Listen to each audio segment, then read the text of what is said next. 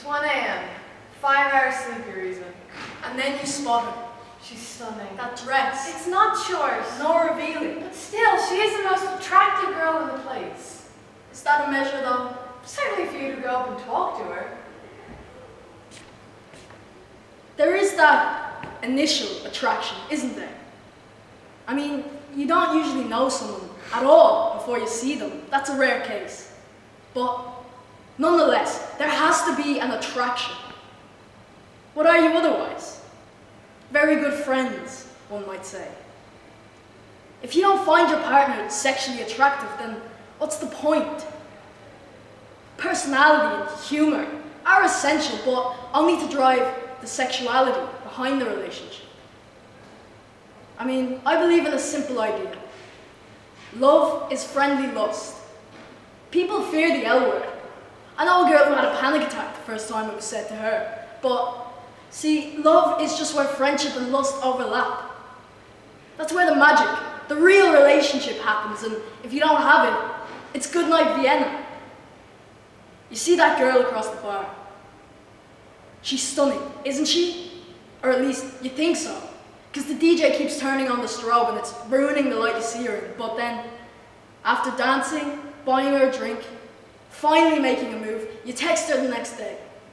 And you realize you can't even keep up a conversation with her. She's not interesting. She's not funny. Nor does she understand your sense of humor. So, here you are, with all the lust in the world, and no friendship with it. I mean, don't get me wrong, lust is healthy, but unfortunately for most of us, you need more than just that initial lust to attract someone. Sometimes it works, and sometimes it doesn't. An affair starts most of the time with lust. It's rare to see one start because of a friendship. And even rare to see one develop into love. Because the need for friendship is not usually there. It's the lack of lust that they're in search of. And this is where all the trouble lies. Power is crucial in a relationship too. Do you know what most people believe was the safest? During the Cold War. Because everybody knew that neither Russia nor America would do anything as dangerous as fire on each other. The scales and the power was balanced. And this resulted in a state of calm. When the power is unbalanced, when one side can hold or offer more than the other, decisions can become very difficult to make. But for some, a valiant and noble attempt at reconciliation can lead to an uncontrollable spiral out of control. First move.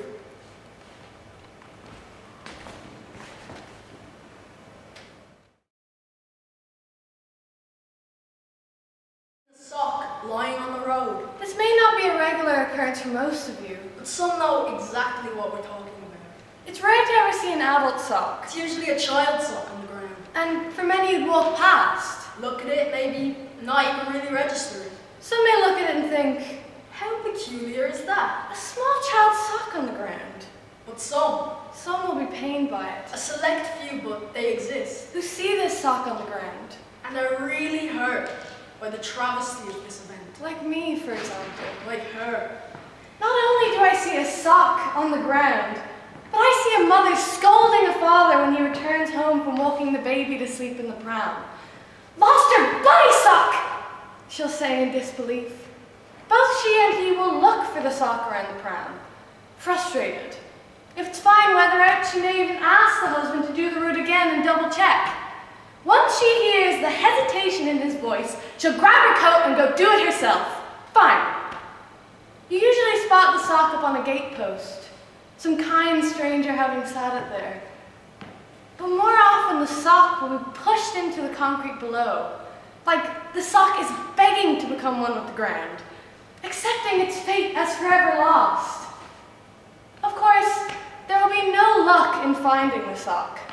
She'll return home, mildly bemused that the husband couldn't do one thing as simple as walk the child. These all center around parental and adult issues. Though, one thing that most people forget is that the child is also upset. She had to go the rest of the walk with a cold foot. Would you go for a walk barefoot? I know her feet don't touch the ground, but the idea of the wind and other elements attacking this poor child's foot is what upsets me.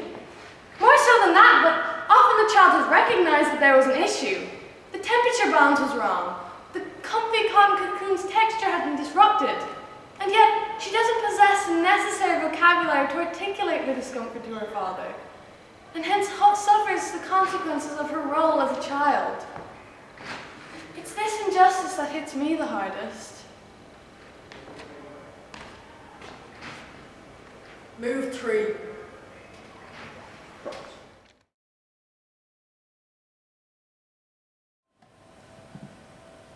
Are you alright now? Sorry, couldn't find my brush. Oh, no, don't apologize to me, I was only checking. That was fun. Yeah? Did you enjoy it? Yeah. What's wrong? Nothing. No, you can talk to me about anything, right? There's nothing to talk about, really. Sounds like you already made a decision. I've been thinking, That doesn't sound good. I don't want to do this anymore. What? But why? Things were going so well. No, they weren't.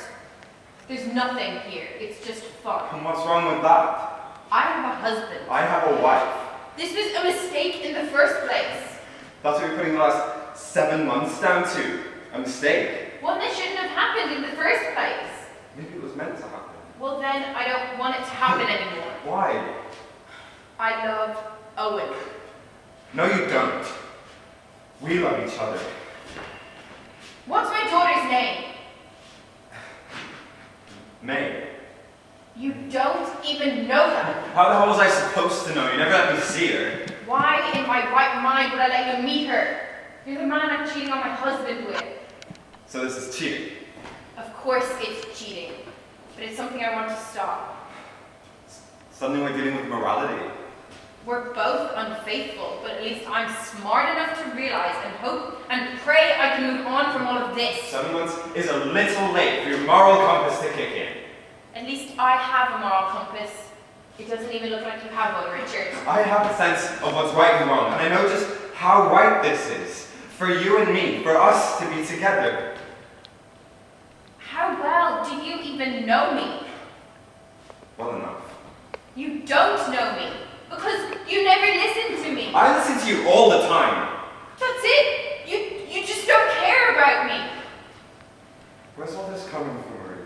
It's been here for a while. I just never knew when to say it. Do you not think you're just using me then? Don't be ridiculous.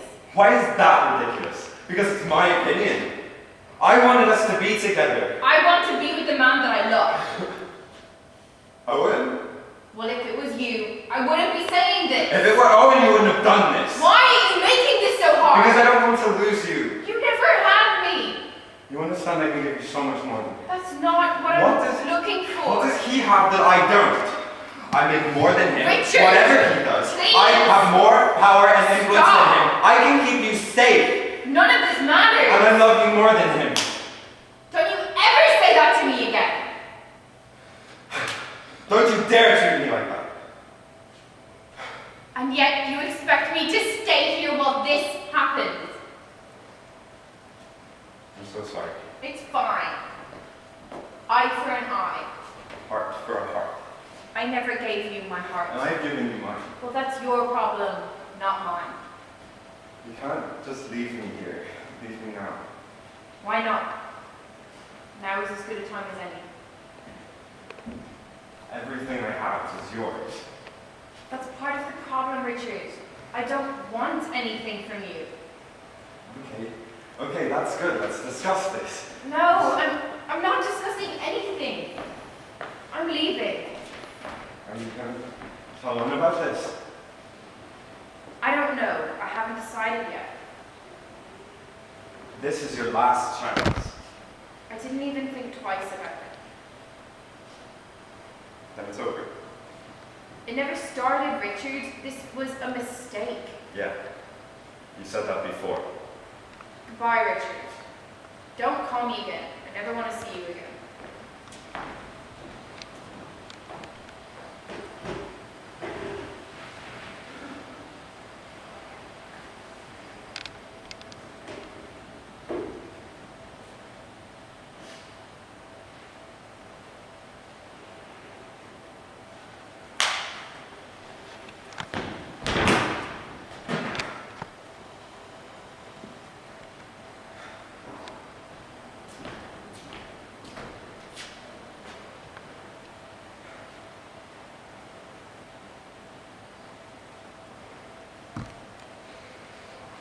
Hello? Oh. Hi, honey. How are you? I'm just at the golf club now with John and Percy. We're on the 15th. No, yeah, I'll be home for dinner. Oh, honey, just... When I get home, we need to talk about something. No, don't worry. Just to talk. Alright. Alright. See you soon, my love.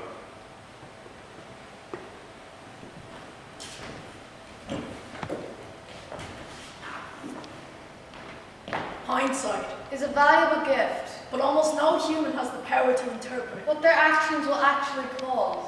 And this is why our story is told in retrospect. The consequences stemming from actions. Be they noble or despicable, Feel like you determine your stance. these consequences can be catastrophic. What's worse is that most humans Can't even comprehend that it was their actions in the first that place. change the course of an event.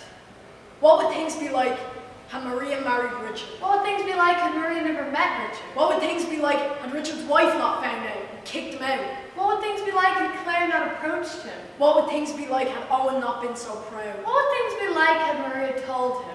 You couldn't possibly fathom it. Every move made, Every test failed. every plan cancelled, Every heart broken. every lust pursued. Every sock lost. You leave yourself open for an attack. For one of your pieces to be taken. And this is the root of the tale. Richard and Maria. Pawn to e4. Richard and Angela. Knight to f3. Angela and Claire. Bishop to c4. Claire and Owen. Knight to c3. Owen and Maria. Knight to e5. Maria and Maya. Bishop to f7. But wait, that's only check. Not checkmate. So where's the final move?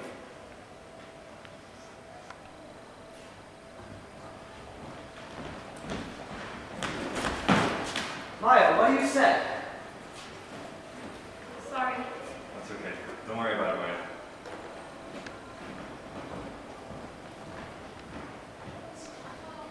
Ah, yes. Knight to d5. Checkmate.